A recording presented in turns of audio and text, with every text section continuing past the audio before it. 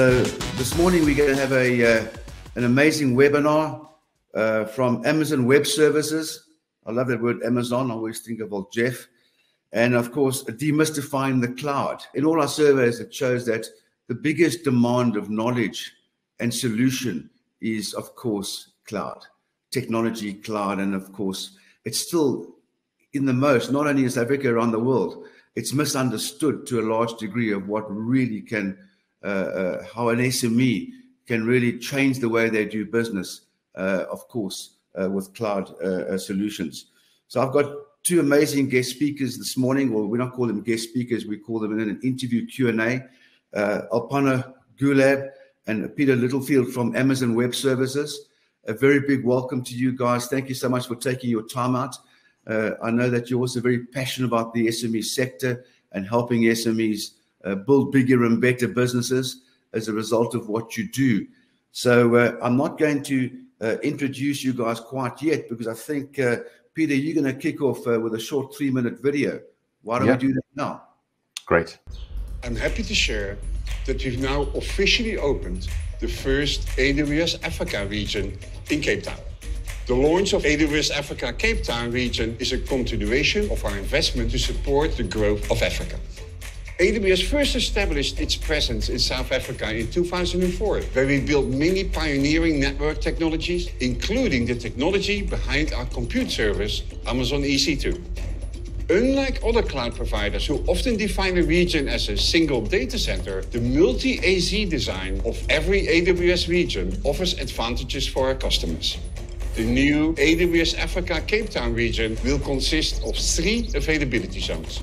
Availability zones are made up of 1 or more separate data centers, each with independent power, networking, and connectivity. AWS customers focused on running highly available applications can architect their applications to run in multiple AZs to achieve even higher fault tolerance. Organizations in Africa are already using AWS technology to drive innovation, change lives, and help communities across the continent. Cloud computing can unlock so much potential for organizations of all sizes in sub-Saharan Africa and the continent. The AWS Africa Cape Town region will provide lower latency, maximum security, and the highest network availability. AWS is already enabling innovation, operational efficiencies, agility, and scale in sub-Saharan Africa in diverse regions, including agriculture, healthcare, automotive, financial services, education, and startups. Africa has some of the most talented technology communities in the world.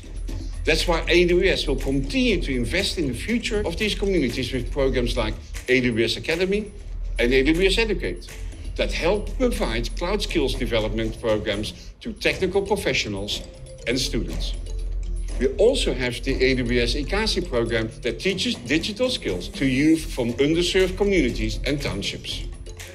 AWS also enables startups in sub-Saharan Africa to think big and accelerate economic growth by providing startup enablement programs like AWS Activate and AWS Startup Garage.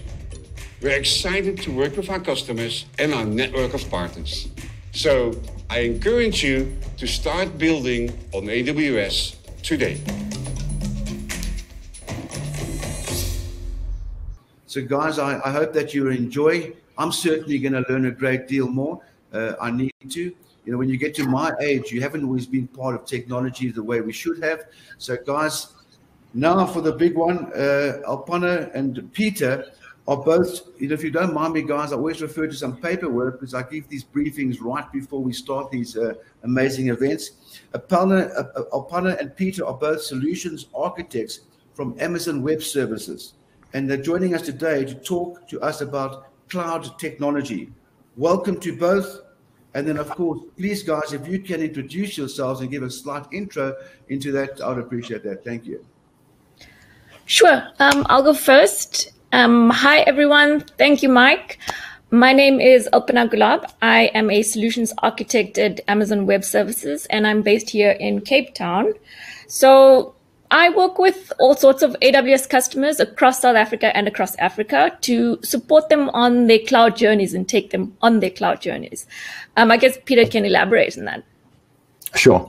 Thanks, Alpana. I am also a solutions architect at Amazon Web Services, as Mike said. Mike, thanks so much for the awesome intro.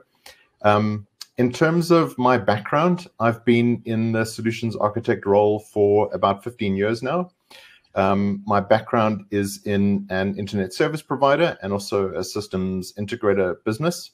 Lots of long words there, but basically my role was to, and also continues to be, to help customers understand what they need in terms of IT to support their business.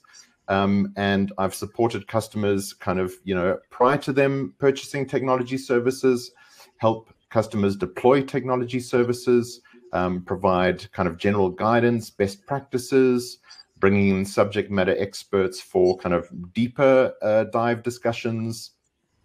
And yeah, basically my role, our role, to speak on Alpana's behalf as well, is one of kind of enablement and support for our customers. Great, guys. Thank you for that. All right, let's start at the very beginning. What is cloud computing? Okay, great starting point. Thanks, Mike. So at AWS, we define cloud computing as on-demand access to technical resources with pay-as-you-go pricing. So the analogy that that we like to use is electricity, and maybe not the best example in our current South African climate. But yes, so just like with electricity, you would only pay for it while you were consuming it. And to make it a little bit more real, we can go back to where and how AWS began. So what happened was back in 2006, after we had spent over a decade building and operating our retail site, Amazon.com, we realized we were pretty good at operating these massive scale data centers. And we decided that we would offer that expertise to the world at large. And so that's when we started with compute, storage, and messaging services. And I guess, Peter, maybe you can help with some practical examples. Sure. So in terms of those services that we started with, compute and storage, for example. So we've got quite a number of compute services, but the first one that we offered was called EC2. Sounds complicated. It's not the two C's. It says EC2. That's because it's Elastic Compute Cloud. And so we just said, for the compute in the cloud, it's two C's, EC2. So that lets you launch a server. Basically, like if you need a Windows server or a Linux server and you need to install software on it, you can launch a server with that service, EC2, and you only pay for the cost of the server while it's running. And the same goes for storage. We took a similar approach in terms of naming.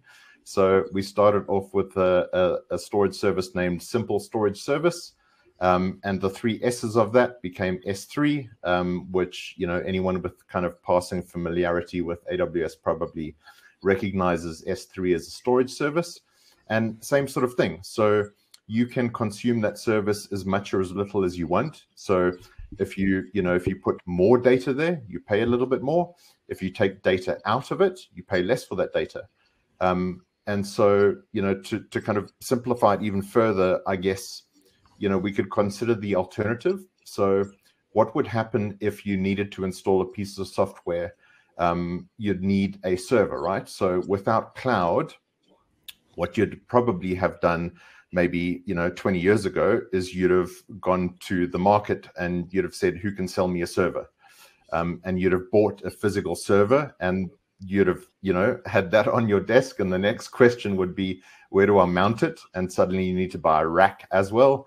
And then they say, well, it needs to be cooled. So then you need to build a little bit of, a little room with an aircon, and it starts getting quite expensive. And so with cloud, all of that kind of heavy lifting, all of those capital expenses basically disappear. You don't need to procure equipment anymore.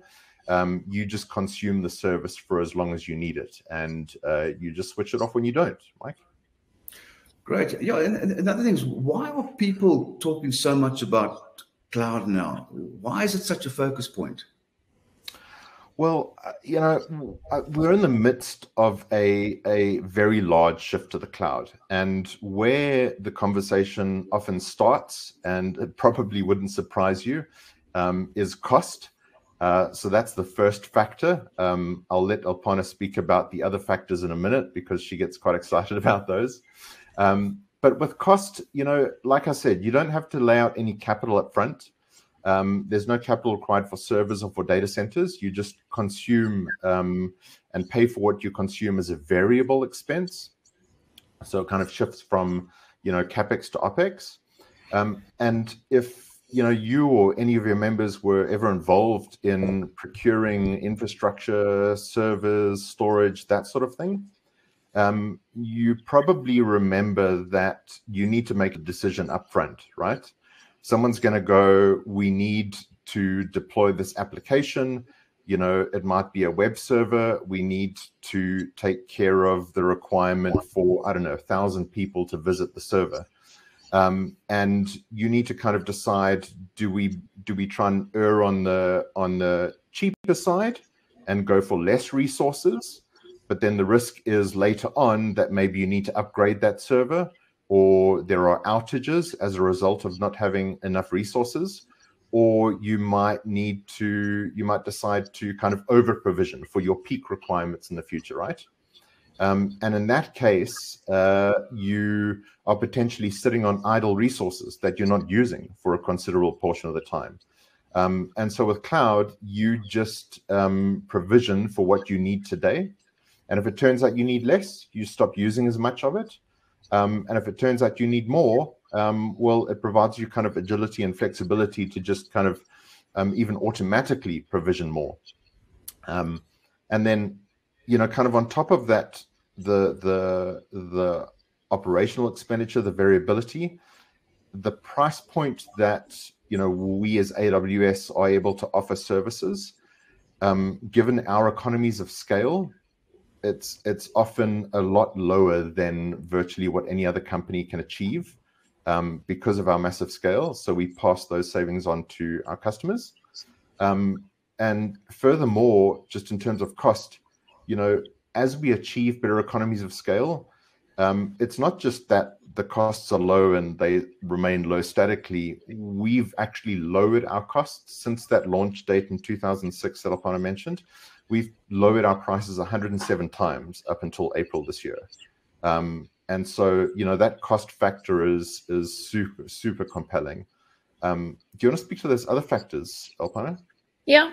So, there's 4 main other benefits. We talk about agility, elasticity, innovation, and then going global. So if we just, talk a bit about on the agility side, and what that means is you don't need to provision IT infrastructure upfront for high demand, and you don't have to worry about sitting with idle resources either.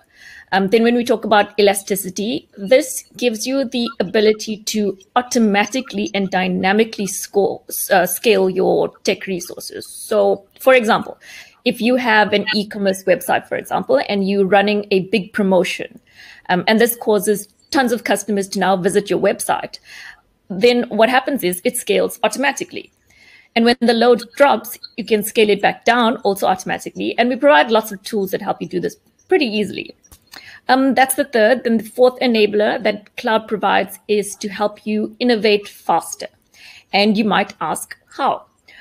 Well, if you're not needing to manage servers and infrastructure, then this cloud lets you then focus yourself and your team on doing things that would differentiate your business and allows you to innovate. The last thing that I want to touch on there is the ability to go global in minutes. And what I mean by this is at AWS, we have this amazing global infrastructure. It's the most extensive and the most reliable of all providers. So what you could do is you'd set up your application in our Cape Town region, for example. And if you need to expand geographically, you can easily extend your application globally and quite literally in minutes to other regions across the globe. Doing something like that could tremendously improve customer experiences. And if you have customers accessing your application or your website from different locations, and you can do all of this without costing yourself an arm and a leg. And just to add to that, Mike, to make it a bit more real in terms of stats, there was a recent Deloitte study published on cloud enablement for small business. And it said that the percentage of SMEs that believe cloud will enable their business to scale and grow faster is around 85%. And that 85% aren't wrong. According to the same study, SMEs, when using cloud technology to overcome growth challenges, they were able to grow 26% faster. And when leveraging cloud, delivered 21% higher gross profits. Okay. Okay, that's interesting. Yeah, you know, here's a big one coming from business owners about using the cloud or running their businesses on the cloud. Is how secure it? How secure is it? And also, is their data safe? Yeah, absolutely. You know, I can speak for AWS. And yes, the AWS cloud is secure, and security will always be our top priority. We have the same security isolations that would be found in a traditional data center. So things like a physical data center security, separation of network, isolation of server hardware, isolation of storage, all those things are present. We also have what we call a shared responsibility model with the customer. And what that means is AWS manages and controls the components of the operating system layer down to the physical security of the facilities where the services operate. And then AWS customers are responsible for building secure applications on top of that. And we would also provide the best practices and encryption tools that customers can then leverage to configure the application security measures. And just to add, one of the great things about cloud is that AWS customers can leverage the best practices of our policies, our architecture and our operational practices at Amazon that satisfy the requirements of even the most security sensitive customers. Mike?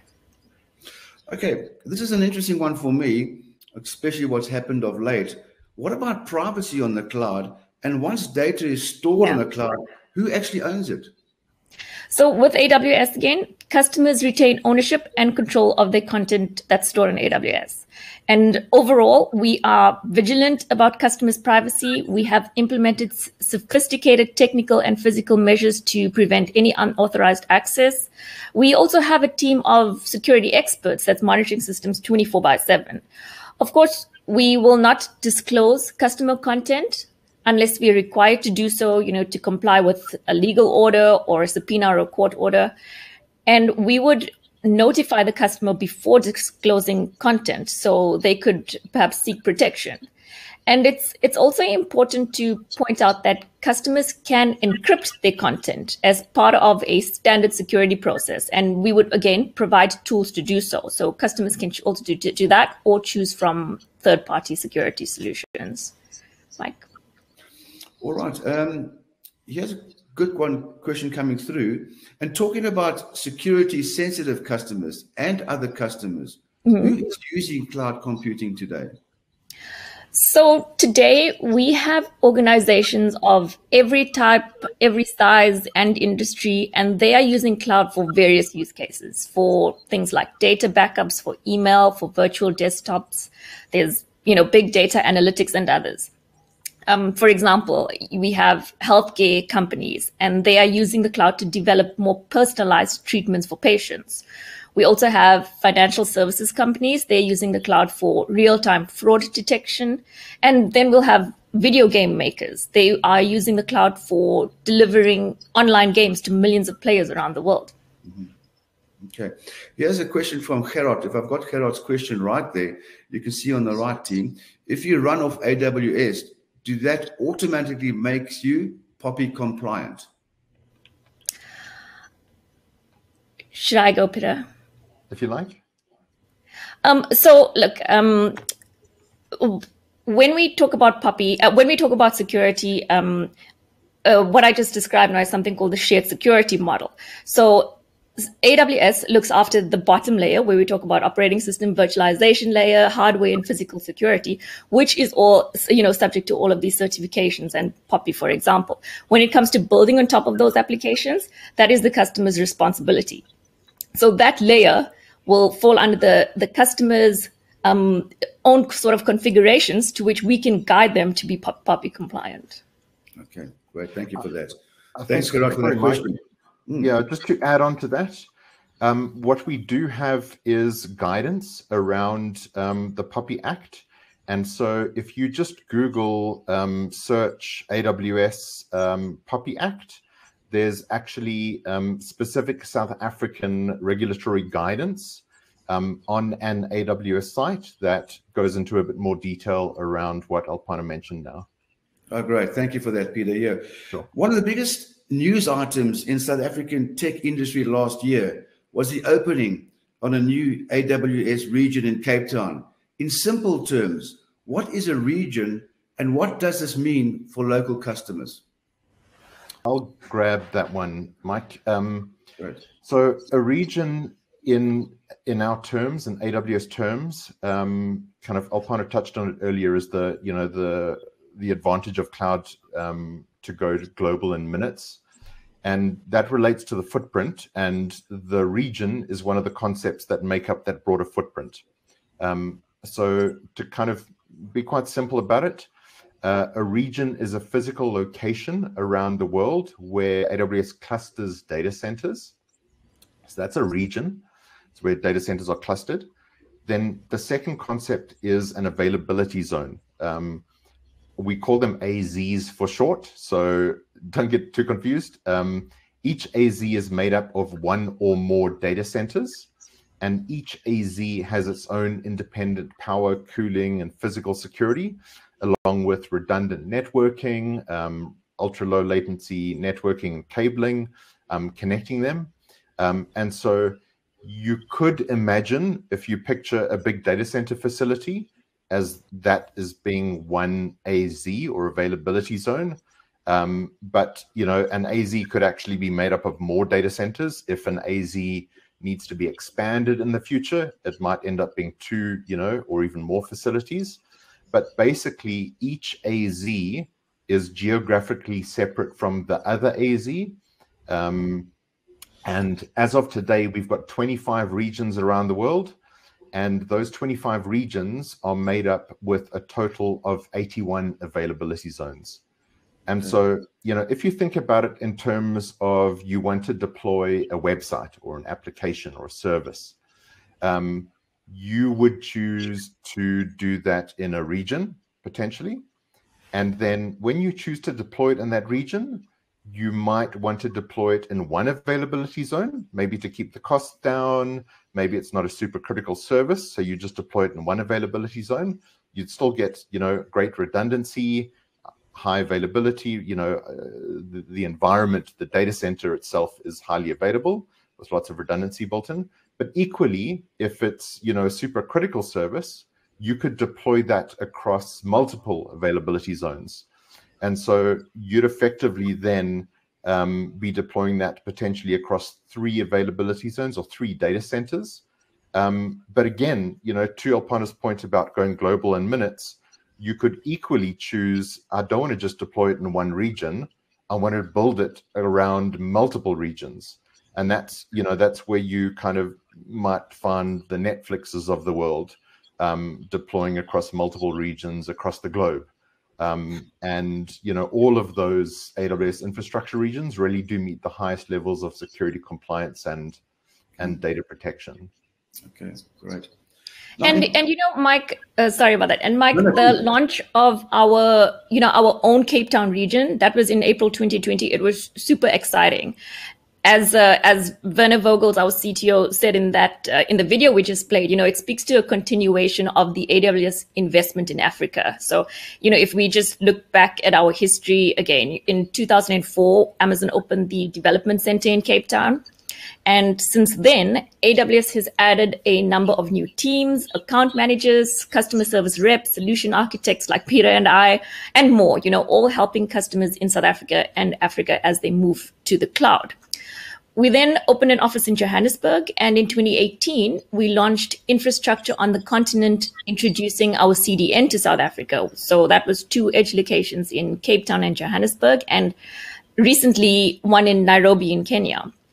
And second, the new region, it helps builders in organizations of all sizes. So from startups to SMBs to enterprises, as well as educational institutions, NGOs, and the public sector across Africa to innovate and to grow. Of course, it brings lower latency services to users across Africa. And, finally, to the last question, local customers with data residency requirements, for example, as well as those looking to comply with the protection of personal information, the POPI Act that we spoke about. They'll be able to store their data in South Africa with the assurance that they retain complete ownership of their data. Thanks, Mike. Okay, great. Now, importantly for the NSBC, so what does that mean practically for our members, and how would they get started? What could they do with the cloud? I'd say that depends on where they be in their journey, Mike, and what one would need to support their business. So a few examples I can give. Maybe the first is if you're new to cloud and technology services, you could take a look at, there's a website, it's quite literally one of the simplest URLs. You just go to aws.training. There's a lot of foundational e-learning you can do for free. There's loads of little courses. There's also instructor-led training, but equally there's like 30, 45-minute kind of e-learning courses where you can learn about cloud in general, concepts, fundamentals of tech. You can just kind of start familiarizing yourself with it. So that's one possible kind of start to one's journey. Another would be, I'd suggest taking a look at something we call the AWS Marketplace. So what the AWS Marketplace is a place where I'd say you can kind of get two different things at a high level. The one is consulting services. So if you need someone, to literally help you do like an IT migration, or build something on the cloud, or you could look at the AWS partners. There's a lot of local South African partners as well. So you could kind of consume those partner services in that way. The second would be software and applications. So, I mean, again, because I'm a bit on the old side, I keep using, examples from, I'd call them the olden days. If you wanted to evaluate like a CRM, a piece of CRM software, right, that could be a whole long engagement. You'd engage with the vendors, you'd try and get an evaluation license or something. They'd tell you you need servers and database servers and all these sorts of things, and you'd ask your IT team to spin those things up for you. Whereas on the AWS Marketplace, you can literally just kind of find a piece of software, click deploy, subscribe to that piece of software, evaluate it for as long as you need to, hours, days, or weeks, and then kind of cancel that subscription, discontinue it, and maybe choose another piece of software. So basically, you can kind of consume software services through that marketplace. But it's a bit of a two-way street in the sense that it's not just there for you to kind of consume consulting or for you to, consume software. Equally, you could sell consulting services. You could sell your own software as a service through that marketplace. So that's a great place to look at. If maybe you want a bit of help building on a smaller scale or deploying on a smaller scale, there's a service called AWS IQ. And what that is it's a network of freelancers. So you can go into this AWS IQ and you can go, hey, I want someone to help me build this thing, or, do this thing, or set this up for me. And people will quote you on that, and you can elect to go ahead with that piece of work or not. But I mean, if you want to kind of get your feet wet immediately, you can do that literally in minutes. So all it takes is you just go onto the AWS website, you do a sign up with a credit card, and kind of off you go. But don't be too worried about that credit card thing, because the other thing I'm going to tell you to search. Sorry, I don't mean to be pushy, but suggest that you search rather, is for AWS free tier. So what that is that there are more than 100 AWS services products that you can operate for free. Some of them are kind of perpetually free. Others are just free kind of for the first 12 months. But the point is that there's a lot you can do and experiment with on AWS without incurring any charges at all. And I did also see someone kind of touched on in the chat, asked a question around pricing and kind of, cost of services. I think the thing that I can kind of comment on there is that you can set up billing alerts. There are kind of solutions and apps out there that provide kind of frameworks and notification systems that alert you to kind of billing thresholds. And there's quite a number of services in AWS to help you control costs.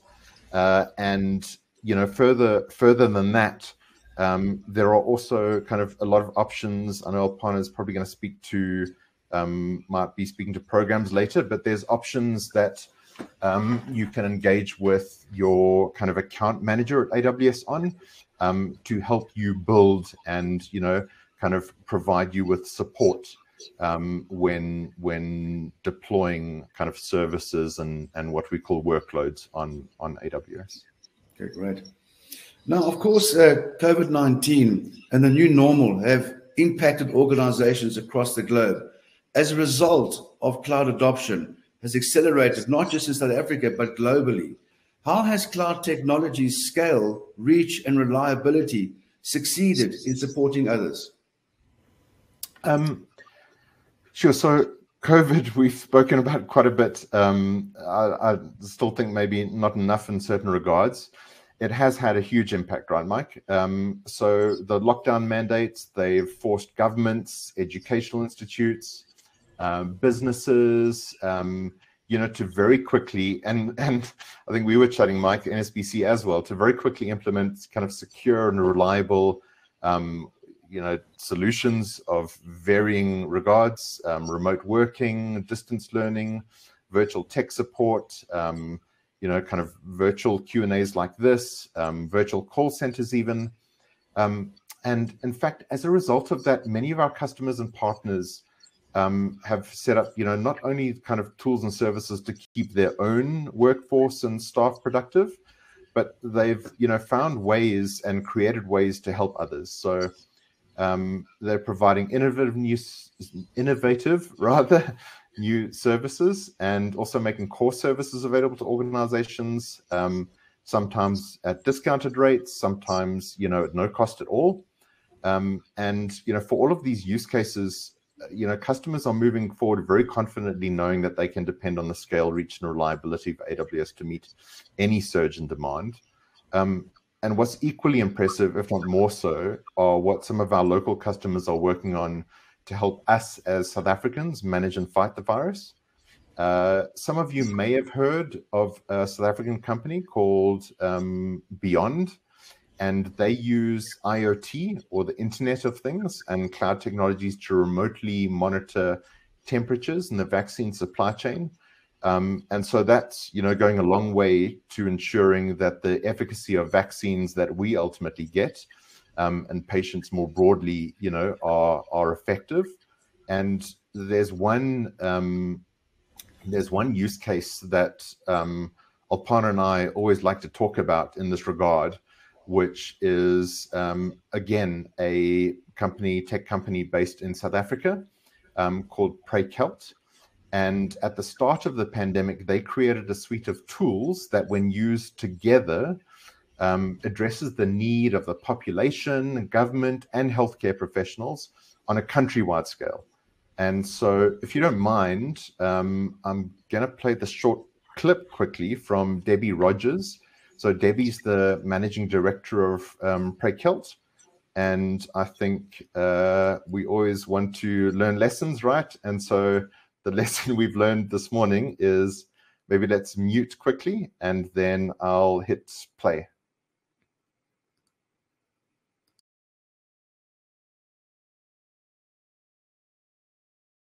For a relatively small South African organization, we have a very large impact in the world. We're in 10 countries and on 2 continents. We reach over 30 million people every month with our services, and we're very proud to say that we've changed the lives of millions of Africans in the last decade. So we helped the National Department of Health to launch the COVID-19 WhatsApp channel, and very soon we saw massive growth in the program. We've reached 8 million people with vital information and services. We've helped 2 million people to do symptom checks, and so far we've been able to reach 20% of the South African population in 5 different languages with this vital service. As Preekhealth.org, we work with national governments, international NGOs, and health organizations such as the World Health Organization in order to improve the health and well-being of people all over the world. Most people in lower and middle income countries have access to a cell phone, even if they don't own one, and it's a unique way to be able to communicate to them personally about things that affect their health.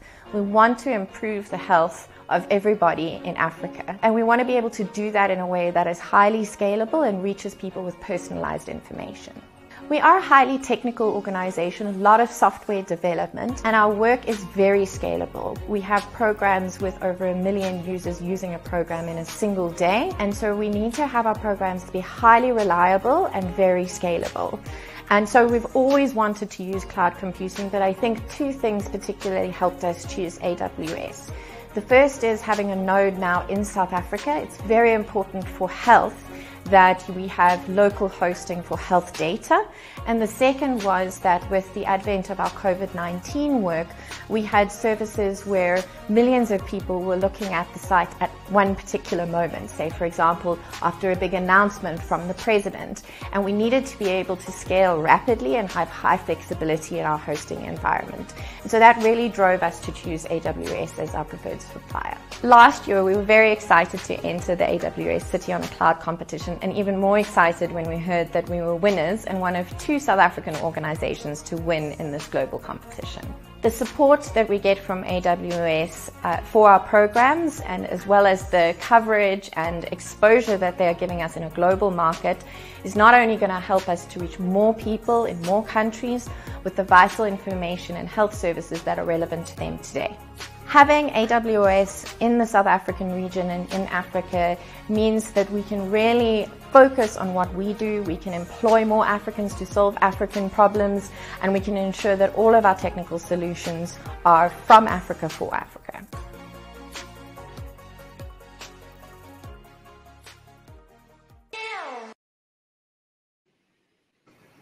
Great. Thank you for that. Right. Here's a big one. And of course, we all know that there are multiple cloud providers available today.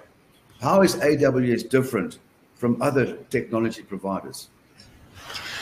So, Mike, I think I would say one thing that stands out with AWS is that we are unusually customer focused. You know, a lot of companies say this, but very few actually walk that walk. You know, most of the big tech companies are actually competitive focused. They look at what competitors are doing and they try to one up on their competitors. And that can be a very successful strategy, but, you know, it's just not ours. 90% of what we build is driven by what customers tell us matters. And the other 10%, those are things that we kind of hear from customers, you know, where they're not properly able to articulate exactly what they want. And then we try and read between the lines and invent on their behalf. And then the second thing that also stands out somewhat is that at AWS, we are pioneers and our focus is largely on innovation. Okay, great. Thank you for that. Okay, yes, one thing we often hear is about how cloud technology is all about innovation. Amazon in particular has this culture of innovation that is well known. Are there any insights or lessons you can share with us in terms of what you believe contributed to the success of AWS? Mm-hmm. Yes, absolutely. So first of all, Amazon's mission is to be Earth's most customer-centric company. We strive to continually raise the bar of the customer experience by using the internet and to using technology to help consumers find and buy anything and empower businesses and content creators to maximize their success. To help us fulfill this mission, we look to hire builders. So builders who love to invent, who want to build the future, builders who like to look at different customer experiences and reinvent them entirely. Those who understand that a launch is the starting line and not necessarily the finish line. And one way that we help our builders make high quality decisions at speed is through our leadership principles. So our leadership principles, these are a set of standards all Amazonians aspire to every day. They are ingrained in our culture. There's 16 leadership principles, and they describe how Amazon does business, how leaders lead, and how we keep the customer at the center of our decisions. We have a philosophy that everyone at Amazon is a leader. And part of that leadership is using these principles every day as guideposts to help us make better decisions in helping our customers. They're common vernacular, and we use them every day, and we use them to help us inform our decision and create these diverse perspectives. They describe how Amazon does business, how leaders lead, and how we keep the customer at the center, as I said.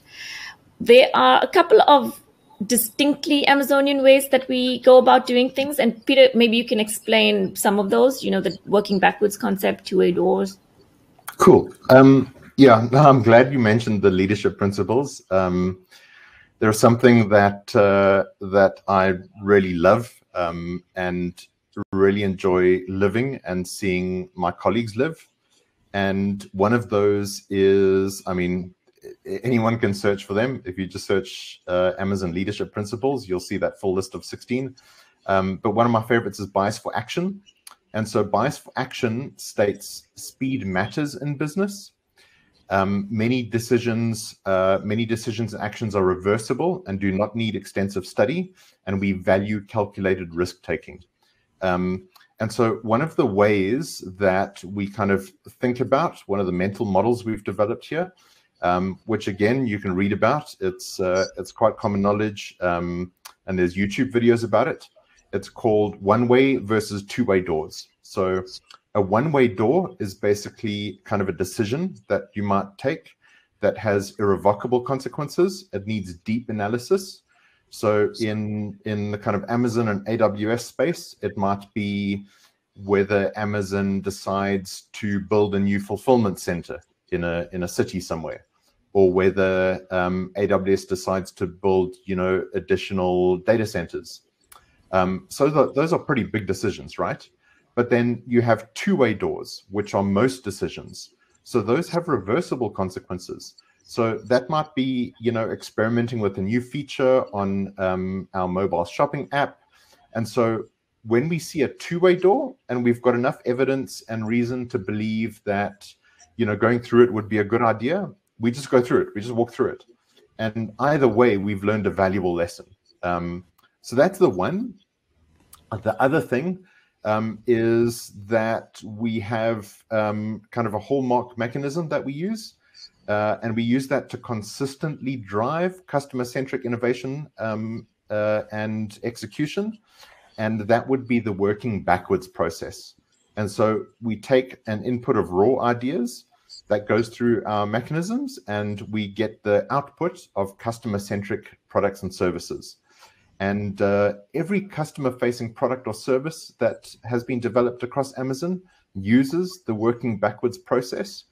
And we use this mechanism to make sure that we're building the right thing for customers and that we really are customer obsessed from the beginning of any idea.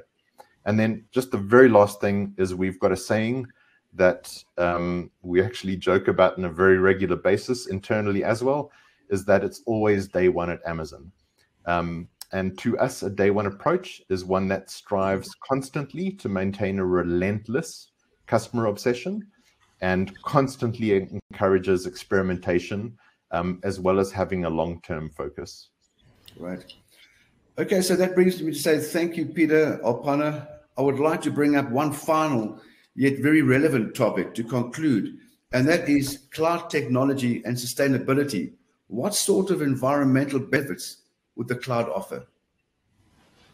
I'll take this one. So, generally, when it comes to any large scale cloud technology, just the scale of it allows cloud to achieve higher resource utilization and hence energy efficiency than, a typical on-premise data center. So yes, there are environmental benefits associated with running applications in the cloud. And I think what's more is AWS is committed to achieving 100% renewable energy usage for our global infrastructure. In 2018, AWS has already exceeded 50% renewable energy usage. And in 2019, Amazon announced the Climate Pledge. This is a commitment to meet the Paris Agreement 10 years early.